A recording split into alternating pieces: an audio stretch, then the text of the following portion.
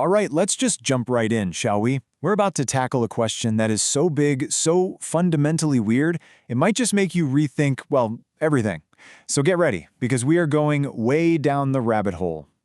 It all kicks off with a question you've probably asked yourself 1,000 times just staring up at the night sky. I mean, think about it. There are billions of stars right here in our own galaxy, and astronomers estimate there are maybe 2 trillion galaxies out there. With numbers like that, where is everyone?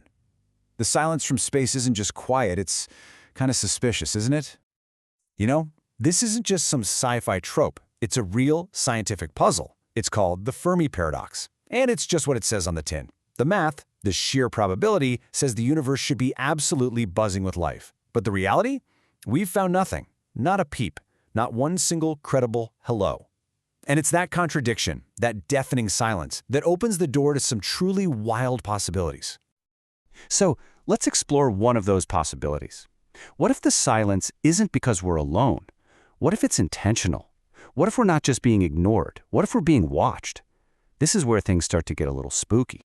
This idea really splits into 2 flavors. First, you've got the zoo hypothesis. It's kind of nice in a way. The idea is that super advanced aliens have basically declared Earth a cosmic nature preserve. They're watching us, sure, but from a distance, letting us grow and develop without messing things up. But then, there's the other version, the laboratory hypothesis. And this one is a lot more chilling. This theory says we're not just in a preserve, we're in a petri dish. We are an experiment, and someone, or something, is taking notes. Okay, so if the idea of Earth being some kind of cosmic experiment isn't strange enough for you, let's zoom in a little. Let's get more personal. What if the enclosure isn't our planet? What if it's our own body? What if we, humans, don't actually belong here at all? I mean, just think about it for a second. Think about your own body. Why do so many of us have chronic back pain? It's because our skeletons aren't really all that great at this whole walking upright thing. Why does our skin burn so easily under the sun we supposedly evolved under for millions of years?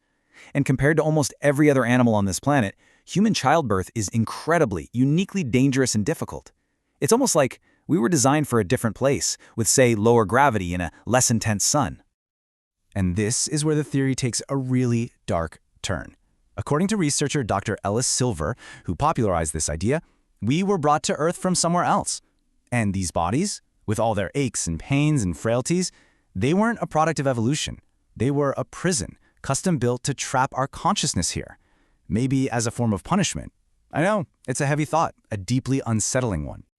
So, if we're prisoners, then who are the wardens? If some advanced civilization put us here, surely there'd be some kind of record of that, right? A story, a myth, some kind of cultural scar tissue. Well, what if there is? What if that evidence has been staring us in the face for thousands of years, and we've just been calling it religion? Now, to understand this is a fantastic story. We have to go back in time, to the Second World War, out in the Pacific Ocean. There's a group of islands there called Melanesia. For thousands of years, the people there lived in total isolation, with technology that hadn't changed much since the Stone Age. And then, one day, literally out of the blue, their entire reality was shattered. The US military showed up and built airstrips. Now, try to imagine this from the islanders' perspective. These beings arrive in giant, noisy metal birds that descend from the clouds. They have magical sticks that make fire and noise. They have endless supplies of amazing food that comes in metal containers. To the islanders, these weren't just men. They couldn't be. They were gods delivering miraculous gifts, which they called cargo. And when the war ended and the gods left, the islanders did the only thing that made sense to them. They tried to bring them back. They built life-size replicas of airplanes out of straw and wood. They carved runways into the jungle. They mimicked the rituals they saw the soldiers performing, hoping these ceremonies would summon the gods and their cargo back from the heavens. And this is the light bulb moment. What happened in Melanesia with airplanes? What if that exact same thing happened to ancient humans, but with spaceships?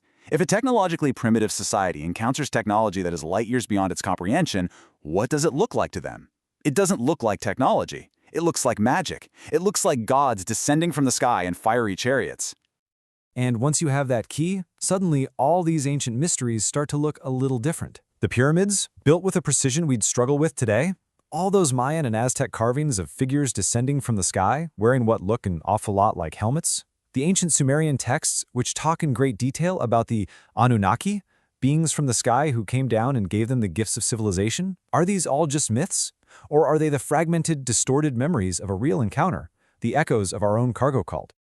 Okay, so if they were here, and they're still out there somewhere, why the silent treatment now? Why don't they just land on the White House lawn and say hi? Well, that brings us back full circle to the zoo hypothesis, but this time with maybe a more formal set of rules. Think about it. We do this exact thing ourselves, right now. We have policies of non-interference with uncontacted tribes deep in the Amazon rainforest. Why? Because we know that making contact could completely destroy their culture, their society, their entire way of life. It's not a huge leap to imagine that a truly advanced, truly wise galactic civilization might have a similar, galaxy-wide version of that rule for developing worlds like ours. But here's a crucial final piece. Aliens is probably not one single thing. The universe is almost 14 billion years old. There could be beings out there who are 1 million or even 1 billion years more advanced than us. They might observe us in ways we can't even comprehend, like beings of pure energy. But there could also be civilizations that are only, say, a few thousand years ahead of us. They might still be using physical probes to explore, probes that could sometimes break or malfunction or even crash. And that could explain the whole spectrum of UFO reports, from mysterious lights in the sky to stories of recovered wreckage. Maybe not everyone is playing by the same non-interference rules. So, after all that, we're left with this one last, absolutely mind-bending question. From the silence in the cosmos, to the idea of our bodies as prisons, to the birth of our most ancient religions, it all leads here. Is it possible that the gods we've been praying to for millennia aren't supernatural beings at all? Are they just our neighbors from a very, very distant star? Maybe the answer to the Fermi Paradox isn't out there in the depths of space. Maybe it's been right here all along, hidden in the oldest stories we tell ourselves.